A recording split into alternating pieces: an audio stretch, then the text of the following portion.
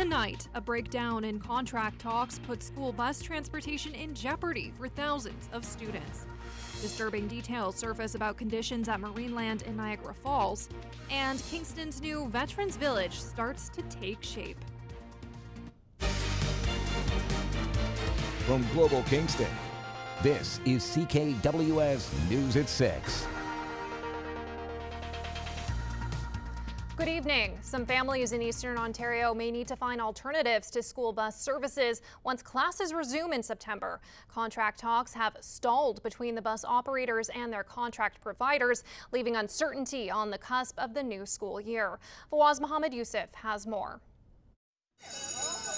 The start of the school year brings a number of familiar sights, from full classrooms if you don't have your eyes on me, to busy hallways.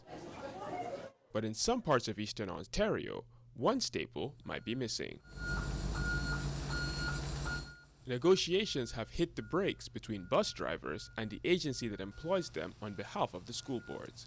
It throws a bus driver like Jenny McGrath into uncharted territory. I've been driving for 12 years, heading into my 13th season. She's one of over 600 drivers who may be left looking for work if negotiations aren't resolved soon between the Eastern Ontario Bus Operators and the Student Transportation of Eastern Ontario, or STEO. I am going to have to look for alternative income, and if it's better than this, then I might stay, right? According to Frank Healy, a spokesperson for the bus drivers, the primary point of contention is pay. We said what we need to do is set a start rate, a dollar rate for our services, and then continue that with some percentage increases through 3, 4, 5 years. But the STEO says they won't agree to terms that could result in cutting service to certain areas. We have an obligation to make sure that we're not agreeing to terms, first of all, that ultimately could make transportation unsustainable. They went on to say that since the operators have made clear they won't be resuming work if their demands aren't met, they have begun looking for replacements. We need to demonstrate to families that we have looked for all opportunities to provide service. Both parties have expressed a willingness to continue negotiating with the hope to put the dispute in the rearview mirror before students head back to school. Fawaz Mohammed Yusuf, Global News, Smiths Falls. The city of Kingston now has the authority to crack down on campers at Bell Park. A court order allows the city to extinguish any fire that is being operated by a camper without a permit, and any saw, axe, or chainsaw can be seized. This comes after the city says there were multiple incidents where campers allegedly cut down hydro poles carrying live wires and had fires burning too close to trees. Kingston police say no charges have been laid. Another tangible step forward in the tiny home project for veterans experiencing homelessness today. 4 of the modular homes arrived in Kingston this morning. Darren Davis reports. This is the first of 4 modular homes arriving in Kingston out of a total of 20 that will become the backbone of the Veterans Village project. Each one completely finished for the user. It'll have bathroom, kitchen, living room, bedroom, all the amenities. There will also be 3 other buildings that will serve as a resource center for residents. The village is considered to be transitional housing for the veterans experiencing housing challenges. Each veteran will be provided with support to help them. They get designed for them a wraparound support program. It's going to make use of their abilities and their talents. They'll be given any counseling or medical treatment they need. That'll all happen by professionals in this city. The not-for-profit Homes for Heroes, based out of Calgary, has set up 2 similar veterans villages in Edmonton and Calgary.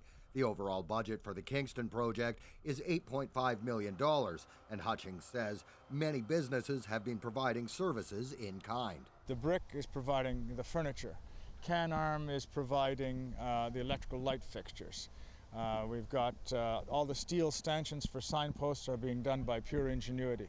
And I could go on and on about this, but when you approach people and say, this is for your town, this is to help house the homeless, everybody gets it. Another organization that gets it is the Kingston Real Estate Association. Over the last 3 years, the organization has held a series of events that has contributed over $400,000 to the project. Working in the housing industry and to work with capable military people, and you just don't think that they would run into a problem. Some of them lose their way and they just need a hand up, and so this is an easy way for us to give back. It's anticipated the Veterans Village construction should be complete and ready for occupancy by the year's end. Darren Davis, Global News, Kingston.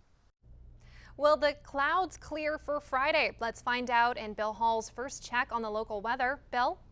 Yes, Aryn, a little drizzly out here right now. We're going to probably find that chance of showers and drizzle and mist continue through the evening and through the day tomorrow, on and off. That probability to small way. You might get a couple sunny periods, but for the most part tomorrow, mostly cloudy. That chance of showers probably not lifting until sometime Saturday. For some of us, a little sooner. Others a little later in the day.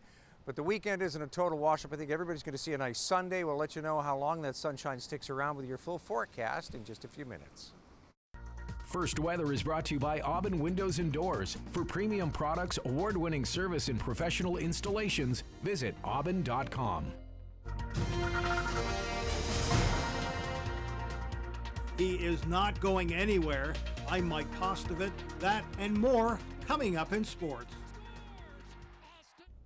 West Nile virus has been detected for a second time in the Hastings Prince Edward Public Health jurisdiction. Mosquitoes carrying the virus turned up in Picton through regular surveillance about a week after the first detection north of Quinte West. West Nile virus is found in birds and carried by mosquitoes, which feed on infected birds. It can then be passed on to humans and animals through mosquito bites. Meantime, there has been no detection of West Nile in the Kingston region so far this season. Kingston police are looking for 2 suspects after a cash box was stolen from an ATM at a local hospital. Police have released these photos of the suspects from the night of August 15th. They say 2 men entered the main lobby of the hospital and took the box from the machine that was empty and being serviced at the time. Both men were wearing hats and athletic wear. The driver of a transport truck was lucky to escape injury after blowing a tire and escaping their burning rig on Highway 401 in Napanee early today. The provincial police say it happened just before 5:30 this morning in the eastbound lanes between County Road 41 and Palace Road. Both eastbound lanes were closed while Napanee firefighters put out the blaze. One lane reopened just before 9 o'clock. The other lane remained closed throughout the day.